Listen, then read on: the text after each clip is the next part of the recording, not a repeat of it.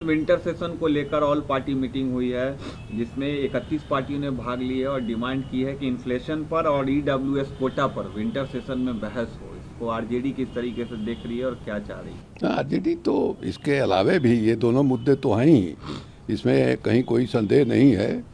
और देखिए, ये जब भी पार्लियामेंट का सत्र होता है या विधानसभा का सत्र होता है तो ये औपचारिकता है, सारी पार्टियों की मीटिंग होती है, पीसफुल ढंग से माने सत्र चले, अधिक से अधिक काम हो, ये जो है तय होता है। लेकिन दिक्कत होती है कि जब सदन में माने कामकाज शुरू होता है उस समय माने कई सवालों पर अपोजिशन में और सत्ता पार्टी में टकराव होता है।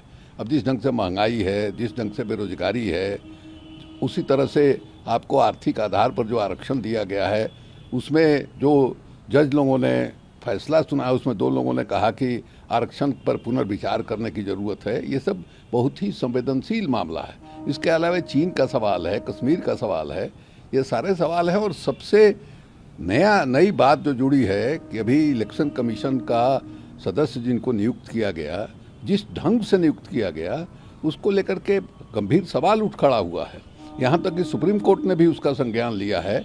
और प्रधानमंत्री जी अभी गुजरात में जब वोट डालने के लिए गए, साहब 2.5 किलोमीटर उन्होंने मैंने रोड शो किया, मैंने वोट डालने के पहले भी रोड शो और वोट डालने के बाद भी रोड शो। अब पहले बताइए, प्रधानमंत्री जो है वो अगर विधान को नहीं मानेगा, वो आचार संहिता को नहीं मानेगा, तो आप कैसे उम्मीद करते हैं कि साधारण जो राजनीतिक कार्यकर्ता है वो आचार संहिता का आदर करेगा, उसका अनुपालन करेगा? ये बहुत ही चिंताजनक बात है। और इस पर जो है आप देखिएगा, माने इलेक्शन कमीशन जो है कोई कार्रवाई नहीं करेगा। इसलिए सुप्रीम कोर्ट ने जो कहा है कि ऐसा चीफ इलेक्शन कमिश्नर होना चाहिए जो प्रधानमंत्री के खिलाफ भी एक्शन लेने में संकोच नहीं करे, डरे नहीं, जैसे सेशन करते थे। तो ये सारे सवाल हैं, इन पर हम लोग भी चाहेंगे कि इस पर चर्चा हो। कांग्रेस के राज्यसभा के सदस्य है जयराम रमेश ने विपक्षी पार्टियों को लेकर एक बयान दिया है कि बिना कांग्रेस के विपक्षी एकजुटता नहीं हो सकती है। कैसी कांग्रेस की भूमिका देख रहे हैं? देखिए, जयराम रमेश ये कई बार बोल चुके हैं और हमको लगता है कि ये बयान शोभा नहीं देता है। अभी इसका कोई वक्त नहीं है इस तरह का बयान देने का।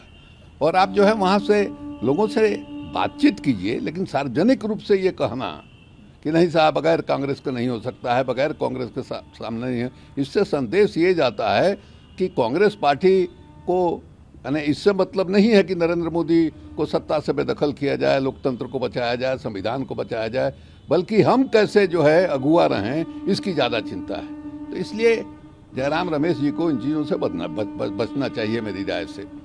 कोलकाता पुलिस ने बीजेपी लीडर परेश रावल के लिए हेट स्पीच को लेकर एफआईआर रजिस्टर किया है।